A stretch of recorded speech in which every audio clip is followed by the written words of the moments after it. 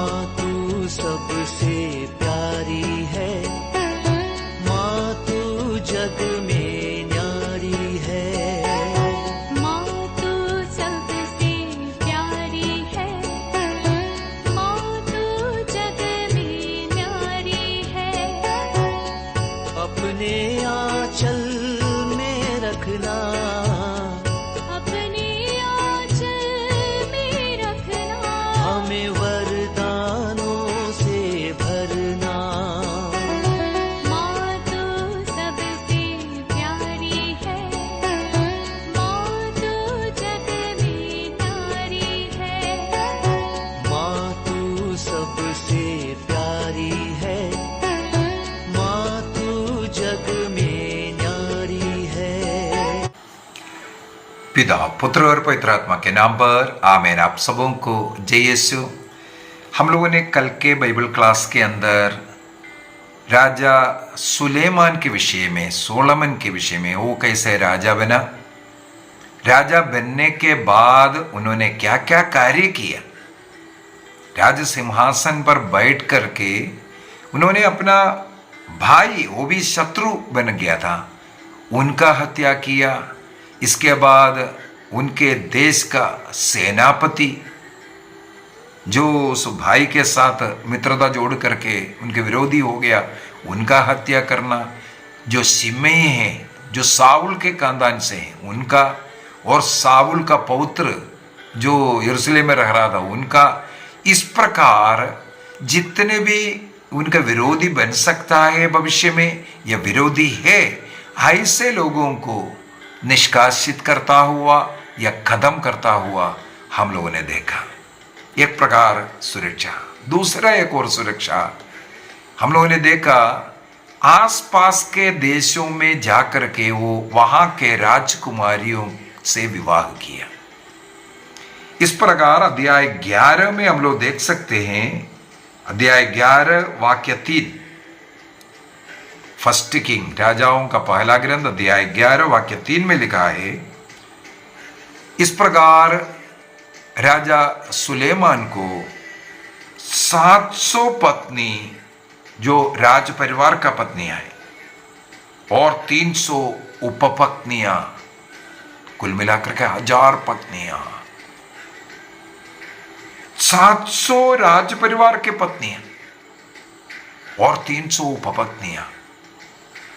इतने हजारों हजार पत्नियों को रखने के कारण क्या हुआ, वाक्य 4 में लिखा है, जब सुलेमान बूढ़ा हो गया तो उसकी पत्नियों ने उससे अन्य देवताओं की उपासना करवाए। वह अपने दाऊद की तरह प्रभु के प्रति पूर्ण रूप से ईमानदार नहीं रहा। हम लोगों ने दाऊद के विषय में इससे पूर्व में सीखा था। दाऊद ने जितने भी ऐसे शत्रु है, ऐसे शत्रुओं को भी उन्होंने मित्र बनाकर रखा, सहन किया, क्षमा किया। ऐसा एक हृदय वाला व्यक्ति था दाऊद। उन्होंने जरूर एक गलती किया, बत्शबा के साथ व्यभिचार करना और उनके पति ऊरिया की हत्या करना। और बाइबल में साफ साफ लिखा हुआ है, दाऊद ने अपने जीवन में ऐसे एक गलती किया, लेकिन उसके लिए पूर्ण हृदय से पश्चाताप के इसके सिवा वो प्रभु के मार्ग पर चलने वाला व्यक्ति था। प्रभु के मार्ग पर चलने वाला व्यक्ति, प्रभु के नियम के अनुसार चलने वाला व्यक्ति, एक प्रभु भक्त व्यक्ति था दाऊद। चाहे लड़ाई में जाना हो, चाहे अन्य कोई भी कार्य करना हो, सबसे पहले वो प्रभु से पूछता था, प्रभु का राय लेता था। यदि प्रभु आगे बढ़ो बोलेंगे तब आगे जाता था।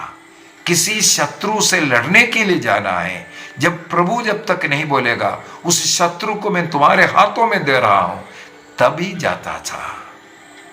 इस प्रकार प्रभु के नाम पर लड़ने वाला, प्रभु को जीवन में पहला स्थान देने वाला उस दाऊद का पुत्र सुलेमान जब राजा बना, उसने भी अपना एक राजनीति अन्य देशों में जाकर के वो भी हम लोग देख सकते हैं।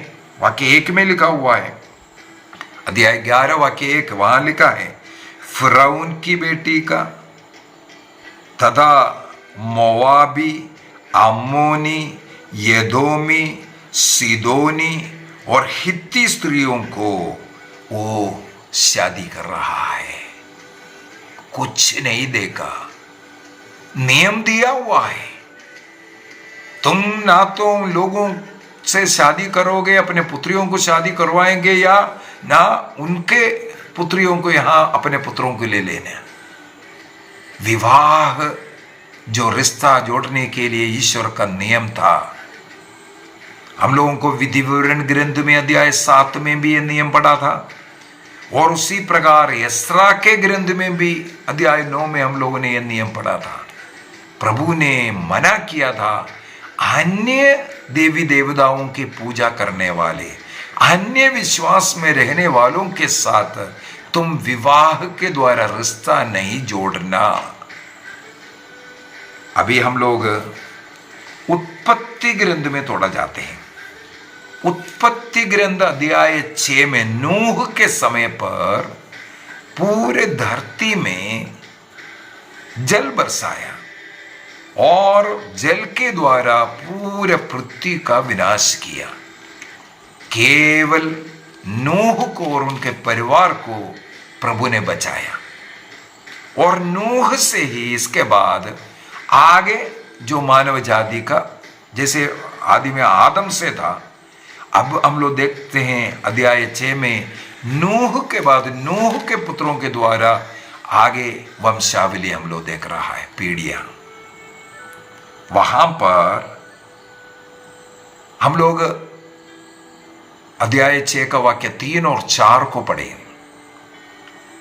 3 में लिखा है, प्रभु ने कहा, मेरा आत्मा मनुष्य में सदा बना नहीं रहेगा।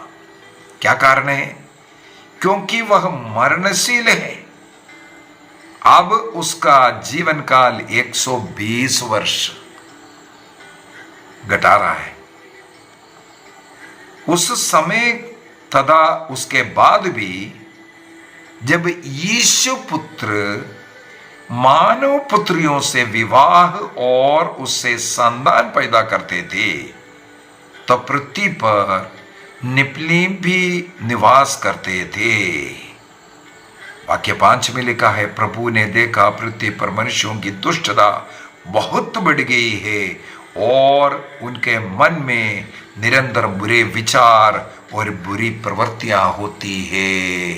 इसलिए संसार को जल प्रलय के द्वारा नष्ट किया। पाप, कैसा पाप? यीशु पुत्र मानव पुत्रियों से विवाह करना। कौन है यीशु पुत्र, कौन है मानव पुत्र? हमने इसे पूर्व में भी इसका क्लास ले चुका है, लेकिन यहां पर क्योंकि सुलेमान के कारण बोलना जरूरी है। मैंने उत्पत्ति ग्रंथ का, ये बाइबल का जो शुरुआत का जो क्लास चला था, तब मैंने बोला था ये उत्पत्ति ग्रंथ हो, ये पंचग्रंथी, ये सब कब लिखा? इस्राएली लोग बाबुल के गुलामी में रहा हुआ था, तब उन्होंने पिछली बातों को याद किया। तब उन लोगों ने यह स्वीकार किया, हमने, हमारे पूर्वजों ने जो गलतियां किया, इसलिए आज हम लोगों को ये कष्ट झेलना पड़ रहा है।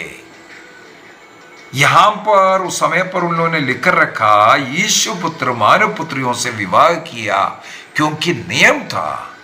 प्रभु के चुने हुए लोग, यीशु पुत्र का माने अभिषिक्त लोग, अभिषिक्त लोग, और जो प्रभु का नहीं है, अंधविश्वास अविश्वास के जो अन्य देवी देवताओं की पूजा करने वाले इस संसार के लोग, वो है मानव पुत्री।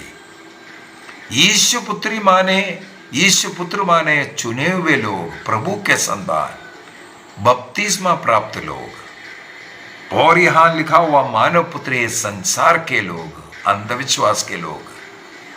जब उनके साथ विवाह किया, ये घोर पाप, विनाश का कारण, लोगों के मन में बुरे प्रवृत्ति, बुरी इच्छा, क्यों लिखा? राजा सुलेमान ने ऐसा जो कार्य कर ईश्वर को त्यागा, इस कारण आगे चल करके हम देखते हैं इस्राएल 2 भागों में विभाजित होते हैं, और इस्राएल का 10 भाग जो नॉर्थर्न भाग में था वो पूर्ण रूप से नष्ट होता हुआ, और जो साउथ भाग में जो 2 यूदा और बेन्यामीन रह गया था, ये अभी गुलामी में है। तब लिख रहा है, तब उन्हें याद आया सुलेमान का ये गलती, दाऊद के समान ईश्वर के प्रति ये ईमानदार नहीं रहा, इस कारण ये आपत्तियां आए। तब सुलेमान को याद करते हुए उत्पत्ति ग्रंथ में ये लिखा गया है, ईश पुत्र लोग मानव पुत्रियों से विवाह किया। सुलेमान फिरौन की मिस्रियों से, मोआबियों से, अम्मोनियों से, एदोमियों से, सिदोनियों से, हित्तियों से विवाह कर डाला। 700 पत्नियां और 300 उपपत्नियां, और धीरे धीरे इन पत्नियों ने उनके त्योहारों में, उनके मंदिरों में लेकर के जाना शुरू किया, और उनके आग्रह के अनुसार अनेकों मंदिर, अंधविश्वास का, मूर्ति पूजा का मंदिर बनाया गया। उन पत्नियों के लिए अपना अपना देवी देवता लेकर के आया था। 700 अन्य देश के पत्नियों को लेकर के आने का मतलब है उनके उन देवियों का मूर्तियां भी उन लोगों ने अपने साथ लेके आया। और एक उनका वैभव के विषय में अध्याय 9 और 10 में हम लोग पढ़ते हैं, उसके अंदर वे लोग जो कर देता था, कितना सोना, 666 है ना किंडल का जो सोना आने के विषय में सब बताया हुआ है। उन सोनों के साथ, उन सोने के साथ मूर्तियां भी आई। अन्य देश से जो कुछ भेज रहा था उसके साथ मूर्तियां यरूशलेम में इकट्ठा हो गया, और उन मूर्तियों के लिए मंदिर बनाया, अंधविश्वास अविश्वास में गया। तब ईश्वर को यह बात अच्छा नहीं लगा। वाक्य 11 में जाते हैं, प्रभु ने सुलेमान से कहा, तुमने ये काम किया, तुमने मेरे विधान और मेरे दिए हुए आदेशों का पालन नहीं किया, इसलिए मैं तुमसे राज्य छीन कर तुम्हारे सेवक को दे दूंगा।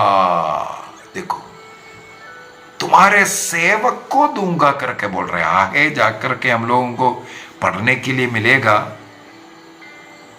एफ्राइम के नाबाट के पुत्र जेरोबाम को सीलो में नबी आहिया के द्वारा राजा है, तुम राजा बनेगा बोल करके एक कपड़ा है उसको 12 टुकड़ा करते हैं। इसके बाद उनमें से 10 टुकड़ा उसके हाथ में दे करके बोला, 10 ट्राइब अब तुम्हारा है। इसी प्रकार यरोबाम के कहानी वहां शुरू होता है। अध्याय 11 का वाक्य 26 से हम लोग घटना पढ़ सकता है।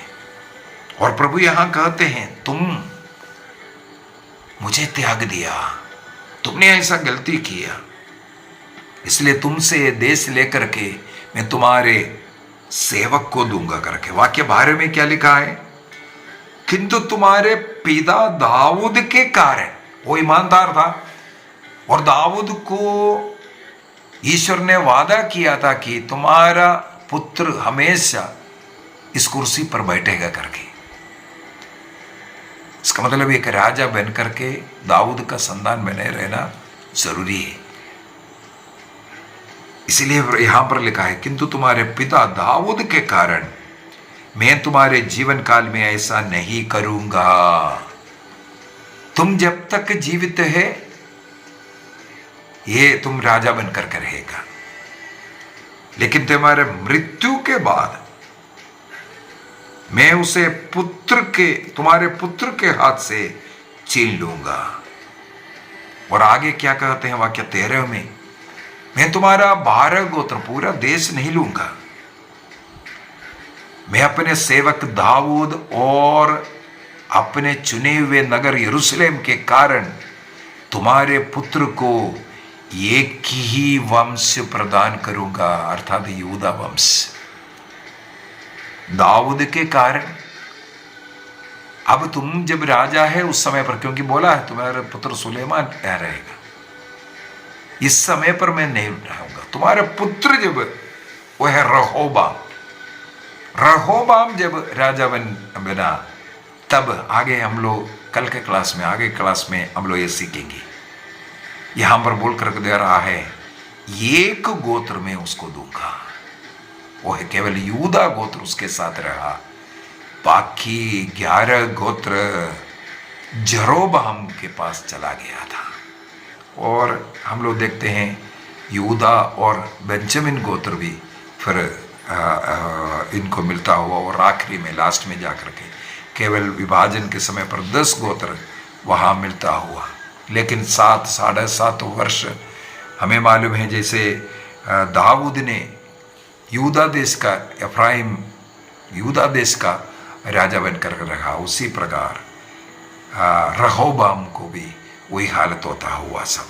तो किस प्रकार इस्राएल का विभाजन हुआ, ये सब हम आगे क्लास में देखेंगे। आज के क्लास में हमने देखा राजा सुलेमान ने अपने देश को विस्तार करने के लिए अन्य वंश में जाकर के विवाह किया, और वो ईश्वर के विरुद्ध हो गया। हमें भी एक निर्णय करना है, अपने पुत्रों को, अपने पुत्रियों को उनका विवाह के लिए जो ईश्वर का विश्वास में, जो चर्च जाते हैं, मिस्सा बलिदान में भाग लेते हैं और संतों का आदर करते हैं, चर्च का, पुरोहितों का आदर करने वाला, जिस कलीसिया का निर्माण प्रभु ने किया, उस कलीसिया से जुड़े रहने वाला, उनके साथ हो। हमारे बच्चे अन्य गुटों में या अन्य विश्वास में ना जावे, उसके द्वारा अगर ऐसा जाएगा, सुलेमान हमारे लिए एक उदाहरण है। ईश्वर के नियम के विरुद्ध जाकर के उन्होंने विवाह किया, वो उस इस्राएल का नाश का कारण बना। ईश्वर ने उनके हाथों में जो देश दिया था, वो देश उनके हाथ से नष्ट हुआ। ईश्वरीय कृपा अनुग्रह हमारे घर से, ईश्वर का महिमा हमारे घर से नष्ट ना होना है, तो हमें इस विवाह संबंध का, उस रिश्ता को सही बना कर रखना, विश्वासियों के बीच में होना जरूरी है। आइए अपने आंखें बंद करें, प्रभु को धन्यवाद दें। प्रभु हम सबों को आशीष प्रदान करे, पिता, पुत्र और पवित्र आत्मा के नाम पर आमीन। आप सबों को जय यीशु।